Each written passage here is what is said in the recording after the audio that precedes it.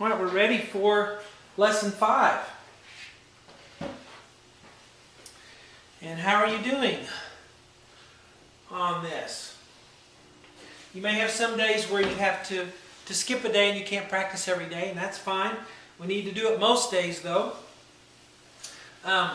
So lesson 5 doesn't necessarily mean day 5, okay? Maybe day 7, maybe day 14 for you. However long it takes you to get down whatever the new piece is, and now it's lesson 5, it may take you 2, 3, 4 days, then we'll move it over to the repertoire section of your sheet whenever that happens. Okay, so no pressure there.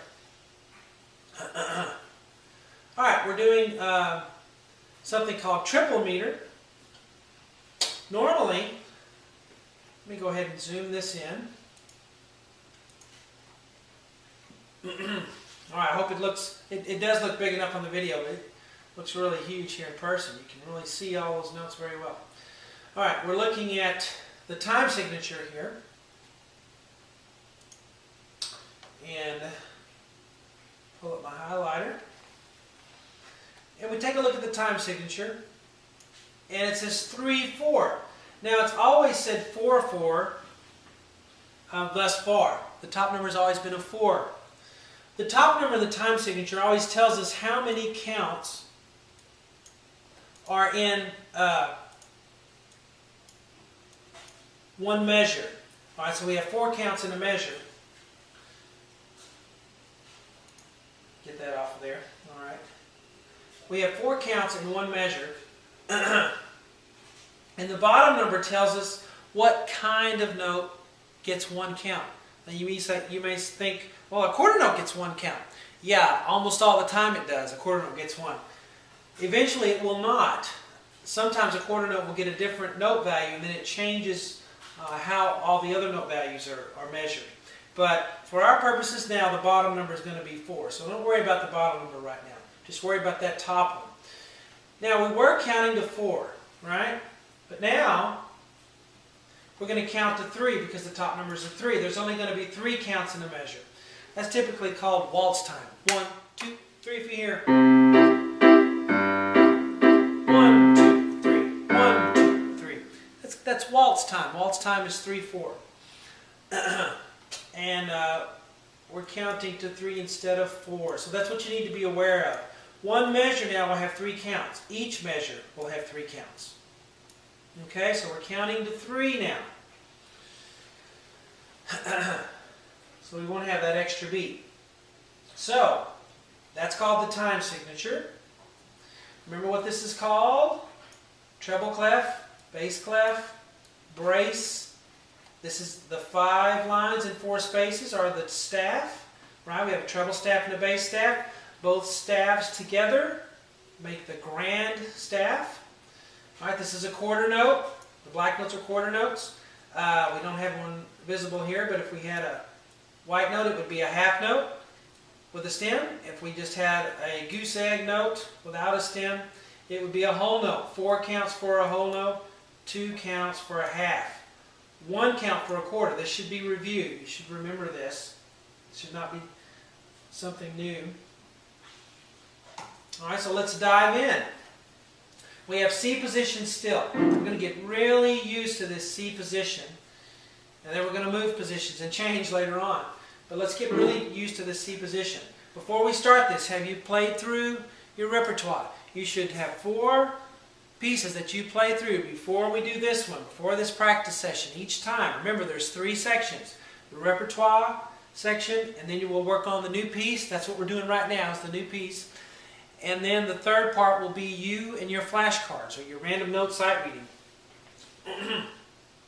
Alright, so here we go with the new piece. What's the first note? Should be just a gimme by now. That's a C, of course, because it's got one ledger line through it. And then we go to what? D. Then we go to what after that? What's on the bottom line of the treble clef? E. We're doing repetition on this. You'll hear me go through these same notes over and over and over and over again, because that's how we memorize and remember what the notes are, is by repetition. I'm going to continue to ask you what note touches the bottom right underneath the staff in the treble. It's a D note, right? D. What note's on the first line? We just had it in the first measure. E.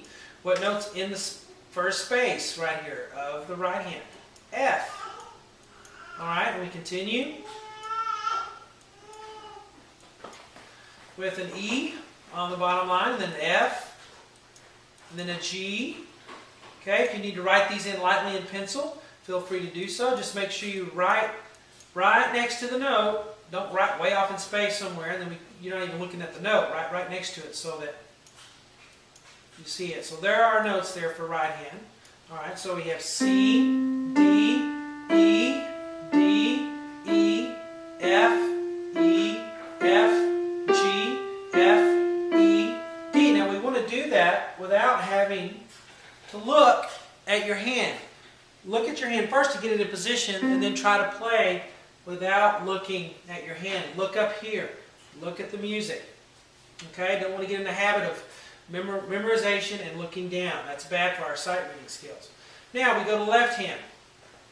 All right, the first note we have is in the second space of the bass staff. What is that? Of course, that's a C. Okay, it's a C note on the fifth finger, the pinky of the left hand in C position. C. We go up to the note on the middle line, which is what? D. Then we go up again to E there in the third space. So C, D, E. Okay, play it steadily. Don't get in the habit too of playing the note as quickly as you can. Give it at least a full count before you go to the next one. Okay? Even if you can go faster, don't do that. Give it its full quarter note value. Okay? Alright, let's go to the second line now. Second system. A more correct way to say it. Continuing with left hand. We start with a note on the third line. What is that? D. A note on the middle line would be a D. Left hand, we go up to an E. Alright, and then 1, 2, 3, 4. That's going to be an F. Alright, and then we go back down to a note on the third space. That's going to be an E for us.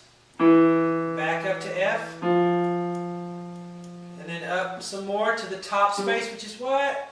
That's going to be a G. Then down to a D note on the middle line. How many counts for a dotted half note? Not 2. 1, 2, 3. Now, we cannot have a whole note in this song. You know why? Because a whole note would get 4 counts, and we only get 3 per measure, so a whole note would not fit one of these measures, so we won't have a whole note anywhere. Continuing on, now we have hands together, okay? A lot of books spend a lot of time before they start putting your hands together. I like to start doing that pretty soon. Now, we have octaves again. So, remember that means the same letters on both hands. If you have trouble playing your hands together, you can, of course, play your right hand first, and then do your left, and then put them together. Nothing wrong with that at all. Alright, C, D, we move up to E. So that sounds like this. C, D, E. Now what do we start on? Now we start on D. And then we'll go to E here. And we end up on an F. Okay? So D, E, F. And we start on an E, then we go up to F. And then up a little more to G. So E, or E, F, G. Okay? Octaves. And by the way, octave, of course, the prefix OCT, oct, stands for 8. That's why we call it an octave, because they're 8 notes apart. If I take 2 C's and go 1, 2, 3, 4, 5, 6, 7, 8. So all letters that are octaves are 8 notes apart. Okay.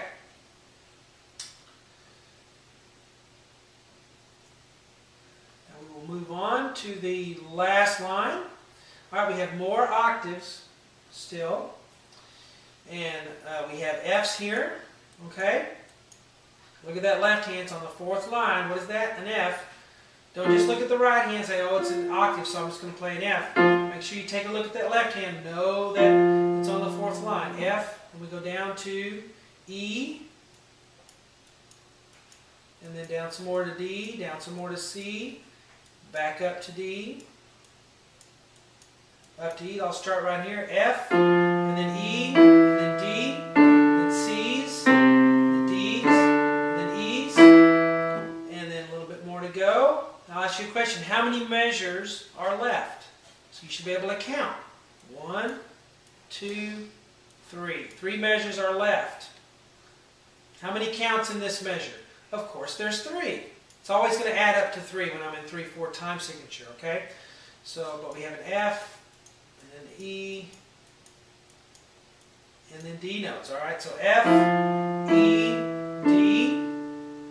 All right, now when I'm looking at the music, but I can see the keyboard peripherally.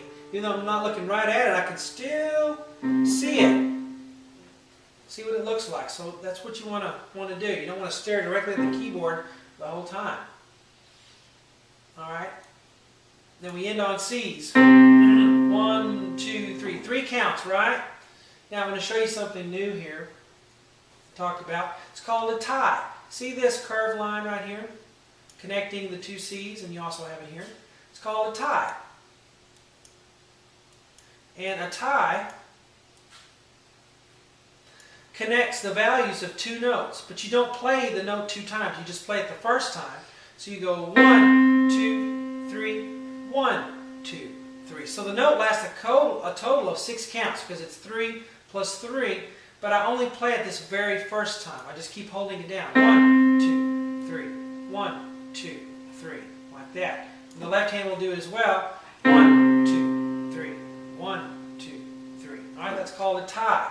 Now, sometimes you'll see some curved lines that are not ties. For it to be a tie, it has to be to the very next note and to be the same note.